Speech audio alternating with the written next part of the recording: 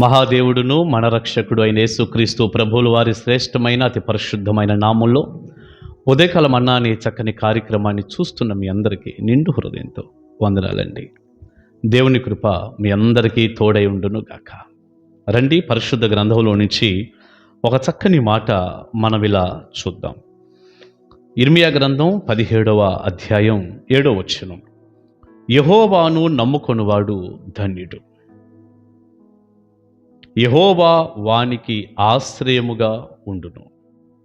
యెహోవాను నమ్ముకొనువాడు ధన్యుడు. ప్రియులారా, పరిశుద్ధ గ్రంథం మనకేం తెలియచేస్తుంది అంటే యెహోవాను నమ్ముకునేవాడు ధన్యుడట.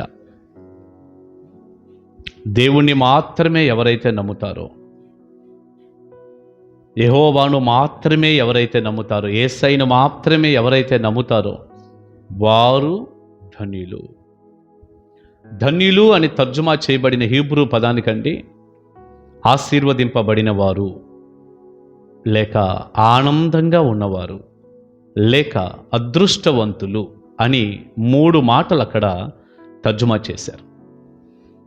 నువ్వు ఆనందంగా, ఆశీర్వాదకరంగా, ఒక అదృష్టవంతుడిగా ఉండేటటువంటి అవకాశం ధన్యుడిగా నువ్వు ఉన్నప్పుడు నీకు కలుగుతుంది. ఎవరు ధన్యులు అనేటటువంటి ఆలోచన మనం చేస్తే ఈ వచనం అంటుంది, యెహోవాను నమ్ముకొనువాడు ధన్యుడు.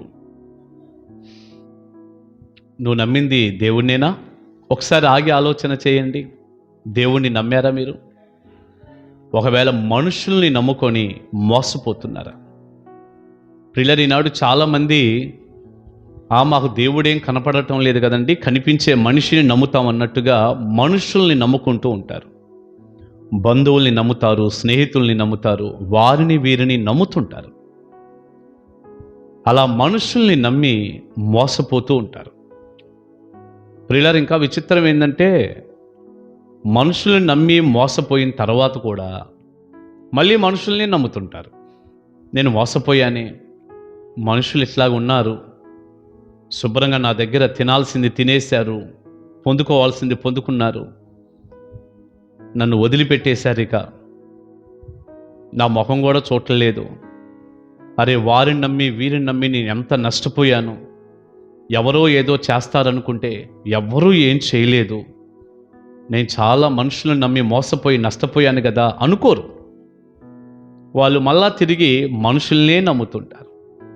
దేవుణ్ణి నమ్మటం ప్రజలకి చాలా కష్టంగా ఉంటుంది. కానీ బైబిల్ గ్రంథం చెప్తుంది, యెహోవాను నమ్ముకునేవాడు ధన్యుడని. ఆయన మాత్రమే నమ్మాలండి. దేవుణ్ణి నమ్ముకునేవాడు నిజంగా అదృష్టవంతుడే, ఆశీర్వదింపబడినవాడే, ఆనందంగా ఉన్నవాడే. ఎందుకంటే ఈ వచనంలో ఇలా రాస్తుంది, యెహోవాను నమ్ముకున్నవాడు ధన్యుడు, యెహోవా వానికి ఆశ్రయముగా ఉండును. దేవుడు ఆ వ్యక్తికి ఆశ్రయంగా ఉంటాడట, కోటగా ఉంటాడట, గొప్ప కాపుదల, ప్రొటెక్షన్గా ఉంటాడట. నిజమే, దేవుణ్ణి నమ్మినటువంటి వ్యక్తి ఎప్పుడూ కూడానండి ఒక గొప్ప కాపుదలను అనుభవిస్తాడు. దేవుని దగ్గర ఆ ప్రొటెక్షన్, ఆ కాపుదలంతా ఆ వ్యక్తికి ఉంటుంది. మనుషులను నమ్మిన వాళ్ళకి ఏం కాపుదల ఉంటుంది, ఏం భద్రత ఉంటుంది? దేవుణ్ణి నమ్మితే కాపుదల ఉంటుంది. అంతటితో ఆగలేదు, కానీ ఇంకా కొన్ని మాటలు ఇలా చెప్పాడు. వాడు జలముల యొద్ద నాటబడిన చెట్టు వలె ఉండును, అది కాలువల ఓరను దానిని వేళ్ళు తనును, వెట్ట కలిగినను దానికి భయపడదు.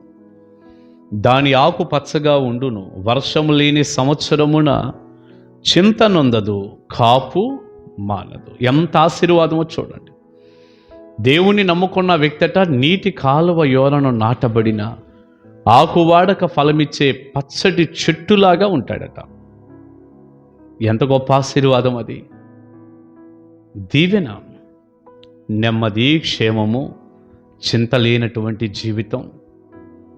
ప్రభు సన్నిధిలో ఏదైనా ఒకవేళ మనకి కష్టము, శ్రమ కలిగినా దేవుని సహాయాన్ని పొందుకుంటూ ధైర్యంగా, సంతోషంగా ఆయన సన్నిధిలో ఎదిగేటటువంటి గొప్ప కృప, ఆశీర్వాదం అండి. దేవుని దగ్గర ఉండటం ఎంత దీవెన! ఈ మాటలు ఇలా చదువుతూ ఉండగా కీర్తన, మొదటి కీర్తన కూడా గుర్తొస్తూ ఉంది. దుష్టుల ఆలోచన చొప్పున నడువక, పాపుల మార్గమున నిలువక, అపహాసకులు కూర్చుండు చోటును కూర్చుండక, యెహోవా ధర్మశాస్త్రమునందు ఆనందించుచు దివారాత్రము దానిని ధ్యానించువాడు ధన్యుడు. అతడు నీటి కాలువల యోరను నాటబడినదై ఆకు వాడక ఫలమిచ్చు చెట్టు వలె ఉండును. హల్లెలూయా. దేవుణ్ణి నమ్ముకునేవాడు ఎంత ధన్యుడో చూడండి. దుష్టుల ఆలోచన చొప్పున నడవక, పాపుల మార్గాన నిలవక, అపహాసకులు కూర్చుండే చోటును కూర్చుండక, దేవుని వాక్యం దగ్గర ఉన్నటువంటి వ్యక్తి, దేవుని పాదాల దగ్గర ఉన్న వ్యక్తి, ఆయన వాక్యంలో ఆనందిస్తూ సంతోషంగా ఉన్న వ్యక్తి, నీటి కాలువ ఓరన నాటబడి ఆకువాడక తన కాలమందు ఫలమిచ్చే చెట్టులాగా ఉండును. అతడు చేయునదంతయు సఫలమగును అని మనం ఆ కీర్తనలో చూస్తున్నాం. ప్రియ దేవుని బిడ్డ, దేవుణ్ణి నమ్ముకో, దేవుణ్ణి నమ్ముకో, మనుషుల్ని నమ్మొద్దు. దేవుణ్ణి నమ్ము. దేవుణ్ణి నమ్మితే నీకెంత ప్రొటెక్షను, ఎంత ఆశీర్వాదం, ఎంత నెమ్మది. నీ చింతలన్నీ తీరి దేవుని సహాయం పొందేటటువంటి గొప్ప ధన్యత దేవుణ్ణి నమ్మిన వ్యక్తికి కలుగుతుంది. ఇప్పుడైనా మనుషుల మీద నుండి నీ మనసును మళ్లించి దేవుని మీదకు తీసుకురా.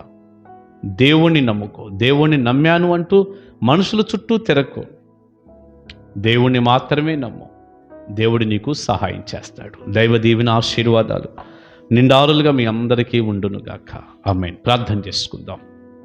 పరిశుద్ధుడా, ప్రేమగల తండ్రి, విత్తబడిన ఈ చక్కని వర్తమానం మీ బిడ్డలకు దీవెనకరంగా చేయండి, ఆశీర్వదించండి. మిమ్మల్ని నమ్ముకున్నప్పుడు కలిగే దీవెనలన్నీ మీ పిల్లలకి ఇవ్వండి నాయన. మనుషుల్ని కానీ మరి దేన్ని కానీ మేము నమ్మకూడదు, మిమ్మల్నే నమ్మాలి. అట్టి కృపతో దీవించమని అడుగుతూ, మీ ఆశీర్వాదాలు, మీ దీవెనలన్నీ కూడా ఈ ఉదయకాలం నైనా ఈ వర్తమానం వింటున్న ప్రతి బిడ్డకు, వారి కుటుంబానికి దయచేయమని, మిమ్మల్ని నమ్మటం ద్వారా కలిగే దీవెనలన్నీ ఇవ్వమని యేసయ్య నామాని ప్రార్థన మనవులు అడుగుచున్నాను తండ్రి. Amen, amen. God bless you. దేవుని కృప మీకు తోడై ఉండునుగాక. కలుసుకుందాం.